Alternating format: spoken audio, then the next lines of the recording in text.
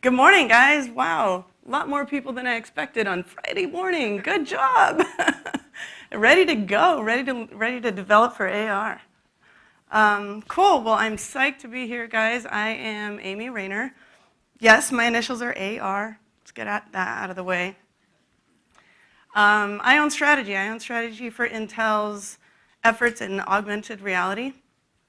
And that is the group that does augmented reality products, not just chips, but actual full products. And when I was offered this slot, I was really excited to come talk to you guys. This is my third year at AWE. Super excited to be here. It always gets me really jazzed up.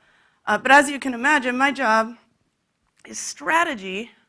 And it was a bit of a challenge to think about, what do I have to say to developers of AR that's interesting for you guys? So I thought about it. I had to look at all the talks in the track. There's, I think, how to code for daiquiris coming up, light fields, polygons. I'm definitely not going to talk about anything like that. But the more I thought about it, the more I realized I do have a little bit to say, I think. I spend a lot of time in my day job thinking about where are the software platforms going to go for AR in the long term. This is very relevant for our strategy, right? My job is to think about the market, where it's going, and how our products fit within that. And a huge part of that is, where is the software ecosystem going? So that's what I want to talk to you about today. And what I want to talk about is, if you think about the software platforms of the past, if you think about the Microsoft, the Nokia, the BlackBerry, Netscape, Yahoo, if you think about what it was like back then, and you compare that to what it's like today, that level of change is about to happen again, and maybe even bigger. So that's what I want to talk about. Hopefully it's sort of a lighter talk maybe than some of the others to get your day started, but also a little bit thought-provoking to help get your juices flowing for the day. That's my goal. One last thing, I'm going to talk about this sort of through a specific lens. So AR can mean a lot of things. It can mean mobile AR through a smartphone. It can mean enterprise AR. I know a lot of you are engaged in that, and so are we. But the lens that I'm going to speak through today is primarily, where is AR going with the consumer market, and especially what we often call lifestyle AR? And that is, some number of years from now, when we actually do wear glasses most of the day, and it becomes a part of our lives, because that is the type of AR that I think is going to drive the level of transition that we saw from the past to today again.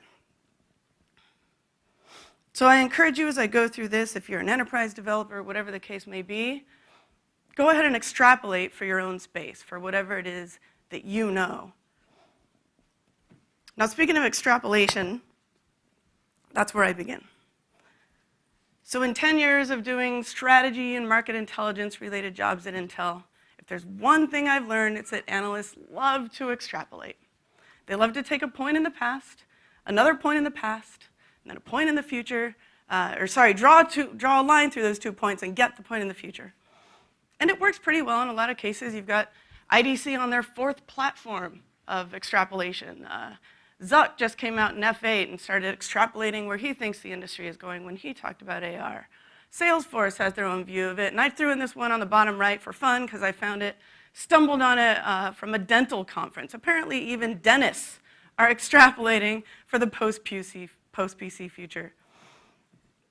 And if there's one message I want to leave with you guys today, it's that extrapolating for the future with AR is not the way to go. I mean, certainly the past is going to have a lot of relevance, but we're going to be way better off, we're going to get to the future faster if we think first about where it's headed and less about where we're coming from.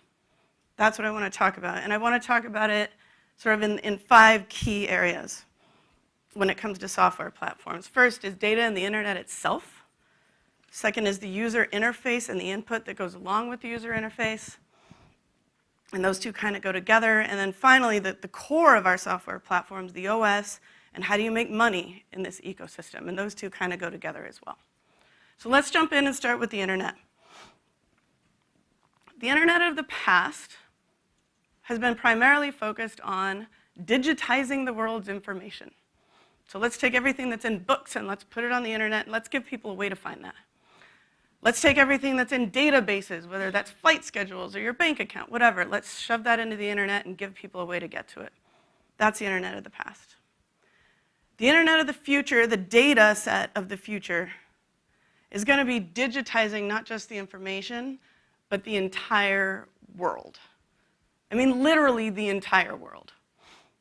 I don't really think I'm telling you anything you don't already know, but what I want to do here is share a couple of examples that have at least shown me in the last year or two how extremely fast this is happening and the scale at which it's happening. It's mind-boggling. So I think we all know this kind of started with Google Maps, Google Earth, satellites, all that. Now they're doing indoor mapping as well. But there's a couple examples of companies, and again, there are so many of them. These are only a couple examples that I want to share to illustrate again the scale of the digitization of the planet that is happening. First is a company called GeoSim. I learned of these guys a couple months ago. These guys have created a rendering of the entire city of Vancouver, BC, down to the centimeter. That means the streets, the street lamps, the trees, you name it, it's all digitally rendered down to the centimeter. They're using this for some really cool stuff like simulating sea level rise or mapping for urban utilities underground and things like that. There's another company called Orbital Insight who's doing something sort of similar but in a very different way. They're looking at the world from satellites up in space, many miles away. And they're creating a digital rendering of the entire planet, currently down to around 3 to 5 meters, I believe, every 3 to 5 days. Their goal is to get to 1 meter every 1 day. And if you think that's cool, what's really cool is what they're doing with this information. So they have, they take all this data, they take this digital rendering, and they shove it into your neural nets, your machine learning, all those cool things, and what it spits out is predictions. Really, really fascinating predictions.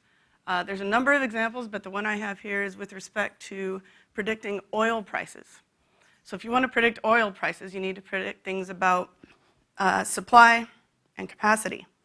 And so what they do is they take these images of all these oil depots around the world, and apparently the way they work is that the roof of an oil depot goes up and down when there's oil in it. As the oil goes down, the actual roof goes down. So they can triangulate based on the shadows, the height of these things, and the quantity of oil in it. And then they can actually predict changes in oil prices way in advance by aggregating all their view of the oil capacity. So they're doing similar things to this with, say, predicting retail trends by tracking cars in parking lots, predicting poverty by looking at agriculture, and predicting deforestation, just a handful of examples. They're doing all sorts of stuff with this data. Now this is just digitizing the Earth, the landscape of the Earth. I don't think I need to linger too long on the fact that every object in the world is also being digitized. Every single object will be digitized. It's starting with the basics of computer vision. We all know that there's servers out there sucking in every image on the internet, tagging it, feeding it into machine learning beasts of server farms, and figuring out the digital information with respect to every object in the world. And finally, you are the internet. I think you know this as well. If you've ever worn a Fitbit, if you've ever logged into Facebook, if you've ever done a search online, you are now the internet. So welcome to the internet. So all of this, I haven't really talked about AR yet. So kind of the question is, what does all this have to do with AR? I'm guessing you could draw the lines yourself, but for me, just the implications are sort of mind-blowing here. Today, when we talk about AR, we tend to talk about sort of gaming and entertainment kind of experiences that you're going to have indoor, very much because the devices today, by the necessity that they have to be bigger in order to do all the cool stuff, are devices you're going to use indoors. But if you listen to Mark Zuckerberg at F8 this year, he said, you know, the magic of AR is only truly going to be unleashed when it's mobile, when you go outside and experience the world with your digital information as part of that world in your daily life. And if you think about that future of AR, then it becomes really clear why all of this is relevant. And I don't know what the implications are for the internet here. I'm not exactly sure. I mean, what does a website become? What does HTTP of the future mean when it involves places and objects more than just a page to go get information? I don't really know the answer to that. I'm kind of looking at you guys to figure this out, all you developers out there. But to me, the implications here are just pretty staggering. Now, speaking of the digital interface being melded with the real world, that's my next subject. So the user interface.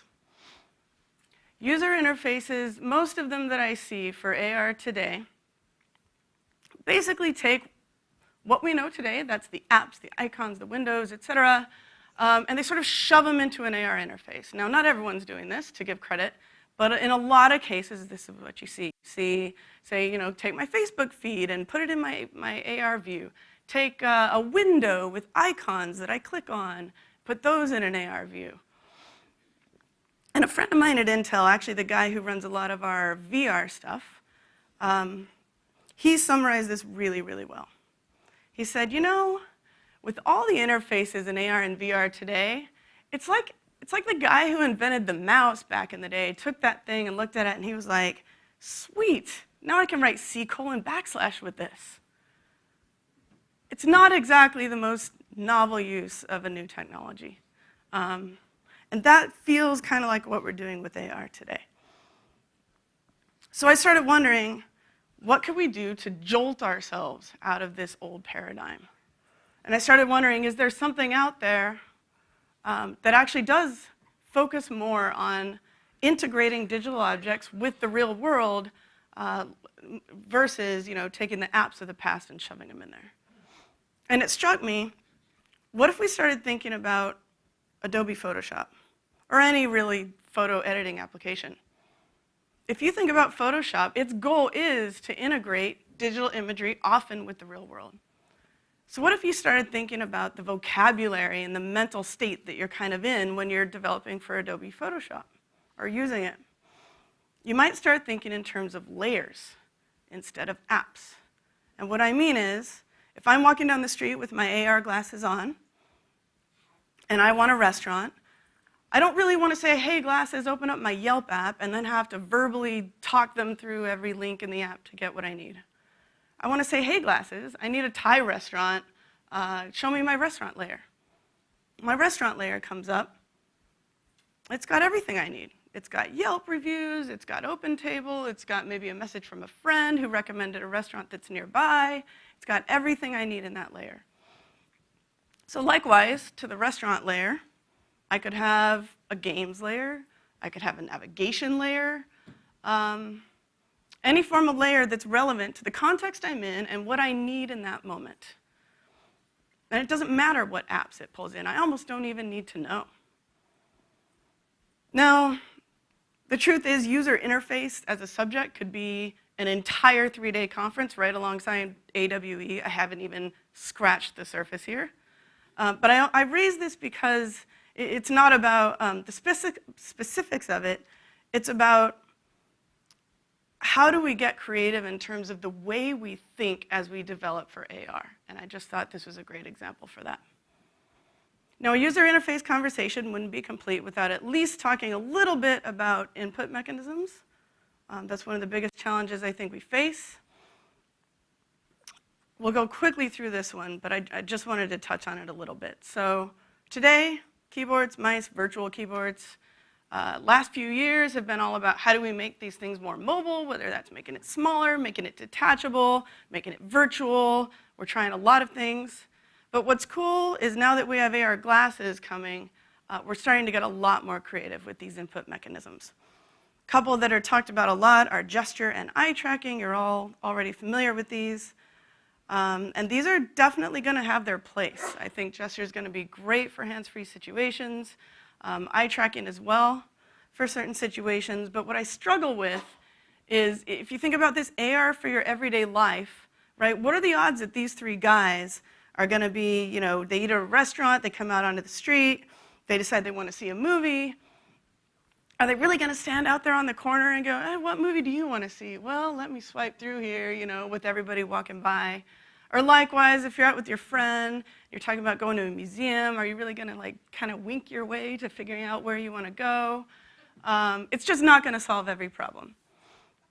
And it leaves kind of a hole in terms of our need for input. And that hole is sort of a discrete way to interact with your device socially.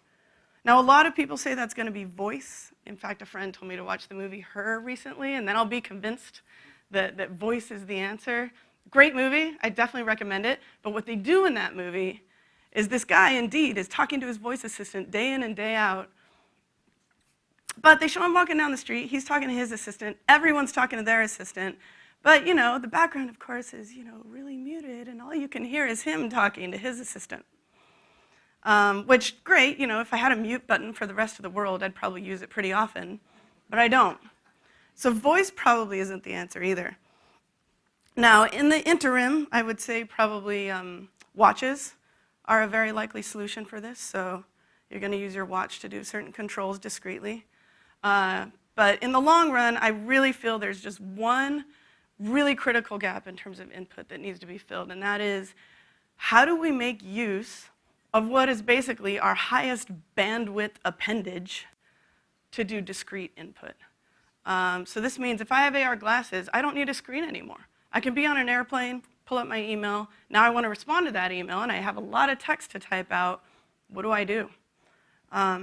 So obviously, highest bandwidth appendage we have, can I tap it out? Can I do this? Whatever.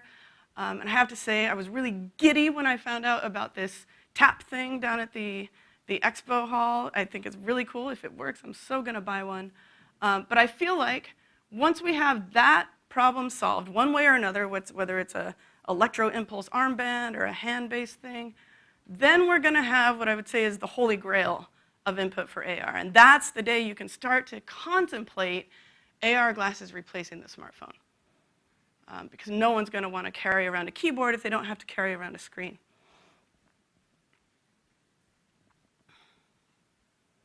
Oh yeah, I knew there was one more thing I wanted to mention.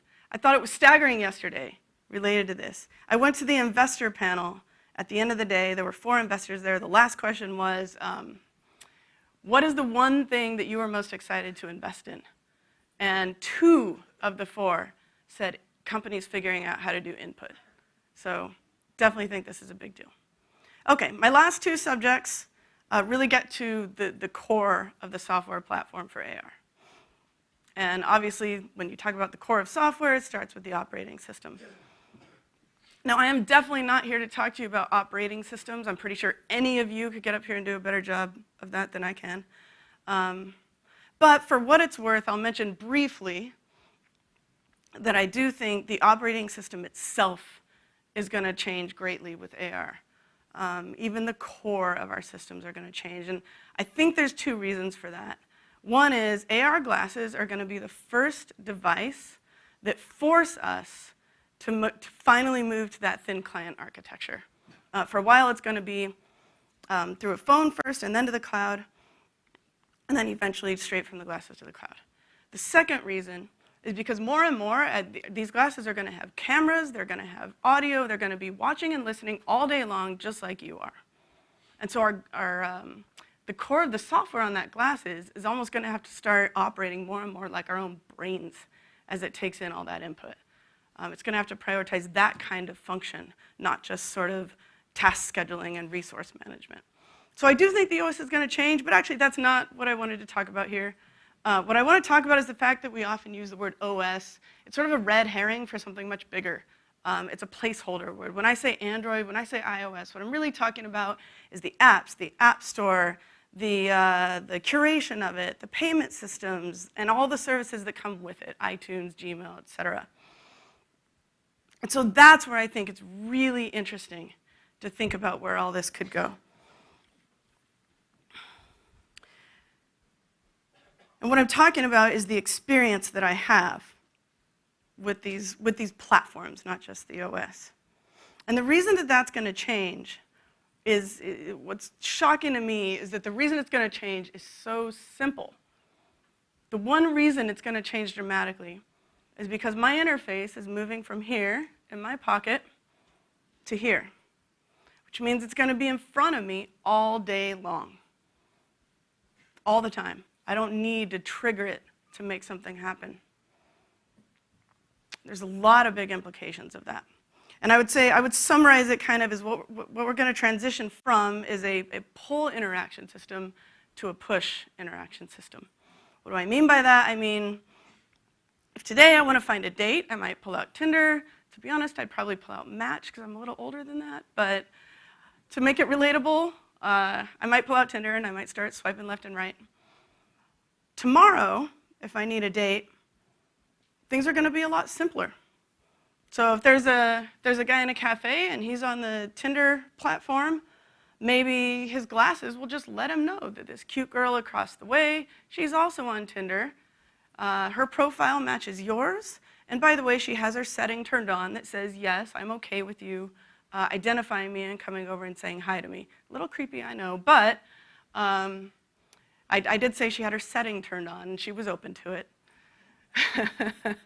So what's really cool to think about is how much simpler this could make so many things. But not really, if you really think about it. So now your brain starts turning and you think, wait a minute. If I've got every app sitting on my phone trying to push information to me all the time, oh Jesus, no. Don't sign me up for that. I mean, it's going to feel like walking down a street in Hong Kong at night, right? Alerts, ads, messages flashing everywhere. So what do you do about this? Well, whoever solves this is going to have to figure out a really complicated problem. And that is, how do I deliver you exactly what you need in the moment you need it, the way you want to receive it? How do I make it simple in that sense? How do I predict what you need and give you only that? And there's actually a lot of effort underway that's building the foundation to make this happen. I'm basically leaving it to you guys to figure all this out, but what I know, what I believe, is there's 3 ingredients that you need to have to do this. The first is you need to know what the person needs. You need to know where are they, what are they doing, are they driving, walking, whatever. And what is it likely that they need? Do they have a flight scheduled that day? Or do they have a dinner date, a meeting? So you need information about the user. The second thing you need is you need to be able to take that information about them and about what they want in that moment and connect it with a service that can meet that need. Now that one is also this is one where there's some interesting activity underway already. So if I need a restaurant and my glasses want to deliver up exactly what I need without me having to walk through every step in an app, this is not exactly an easy task because these apps all have different interfaces, and when I make the request, my system doesn't necessarily know how to go get that information out of these apps. So if you've been watching, Google's been doing something really interesting in this space. A couple years ago, in their investor call, they started talking about something called deep app indexing. 2 years ago, they had already indexed hundreds of billions of links and apps. And what that means is I can go into Google, I can type, I need a Thai restaurant at 8 o'clock for 2 p.m., and it doesn't just serve me up a link to OpenTable, it serves me up the page in OpenTable that says 2 people, 8 o'clock, Thai restaurant, the exact thing that I need. So that's just one example, and by the way, there's other companies working on similar types of solutions. But that's the level of work that's going to be needed to enable the really simple, quick, seamless connection that has to happen between a need and a service. And finally, this one's pretty straightforward. You need some way to interact that's pleasant throughout your day. They need to be able to deliver it visually in a way that's seamless, maybe voice assistant in a way that's pleasant. And in the long run, they're going to need to be able to deliver it on the device that you want it on at that time. So if you're in your car, maybe you want it on your car. If you're walking, you probably want it on your glasses. But it's going to need to know which device it should deliver that information to. So whoever can figure this problem out is going to be a big winner in AR. Whatever collection of people or companies figure this out are going to be big winners. but only if they can figure out one more big problem. And that is, how do you make money in this world? It's a pretty different world from today. And how we make money is also something that's evolved quite a bit over the years. So initially, we were willing to pay for software because that was the only way to get it. Then advertising came along, and we all said, screw that, I'm not paying for anything anymore. Lately, we're starting to pay a little bit more. Maybe we buy apps, maybe we do in-app purchases. And more, I think we're all paying for more monthly subscriptions to things. But if you look across all these things and you add up the whole pie of money that's shifting around here, shifting hands, in terms of consumer software revenue, it is overwhelmingly all still in advertising. That's where the money is. There's this guy in Japan. I'm sure some of you have heard of him. His name's Keiichi Matsuda. And he has done some really interesting thinking about what happens if that system of advertising and complete unwillingness to pay, if that doesn't change. So I really encourage you to go watch this guy's videos. They're some of the most imaginative, amazing videos that exist with respect to AR. Please go watch them. He's done a number of them now. But these two images are from one of his first ones. It was called Domestic RoboCop. Really simple story. This guy walks into his kitchen and he wants to make some coffee in the morning. So he walks into his kitchen. There are ads everywhere on his walls, flickering bright at him. He walks in, and what he does is he reaches down and he quickly turns a knob, and you'll miss it if you're not paying attention. But he turns this knob, looks back up, and all of a sudden the ads fade into the background. They're not there anymore, a little bit. And what he did, it's really, really interesting, is when he looked down, the advertising level was high, and he was earning 5 cents a minute credits for that. He turns it down, doesn't want any ads anymore. He's not earning credits anymore. You kind of have to pause the video to notice this detail. So really interesting ideas. I'm told this is also a concept in the show Black Mirror, which I haven't seen, but apparently this concept is being talked about a lot. He also explores ideas of gamification in his videos, like, hey, are you Catholic? Earn points by confessing your sins today. And then later in the video, somebody loses their points, they get hacked, and it's almost like they're having a heart attack because their points are so important to them. Really interesting stuff. But the reason I bring this up is not to say this is where the world is going. It's to say this is not where the world is going, because I think we'd all agree this is not what we want for our future. And say, how do you make money in a world that doesn't go this way, that doesn't rely entirely on advertising for your revenue stream? I don't know the answer to that, but there's two thoughts that have been on my mind with respect to it. The first one is actually a pretty mainstream idea today, and this is my last one, so I'll be wrapping shortly for the moderators if they're getting anxious.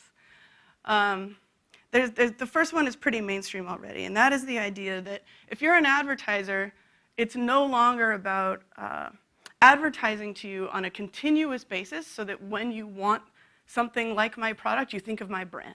That's not what it's about. It's going to be about how do I know when you're looking for, say, toilet paper and be with you in that moment and convince you to buy Cottonelle right then and there. That's what it's going to be about. And Google has cleverly branded this micro moments. In terms of monetization, we often call them microtransactions. What this means is, in many cases, now the advertiser is going to be paying that intermediary a commission to deliver their service to the user at the time that they want it. So this is something that already exists today. I'm guessing most of you have already been exposed to it, especially if you live in the Bay Area with all our traffic and you use Waze. You probably stopped at an intersection. You probably had an ad pop up. That ad is for something that you probably need in that moment. Usually it's food or gas or coffee, and it's nearby. So this is an ad for a Shell station. It's right next to you. If you navigate to it, Shell is now going to pay Waze a commission for being connected to that user. So this is absolutely, in my mind, going to be a huge component of monetization in AR.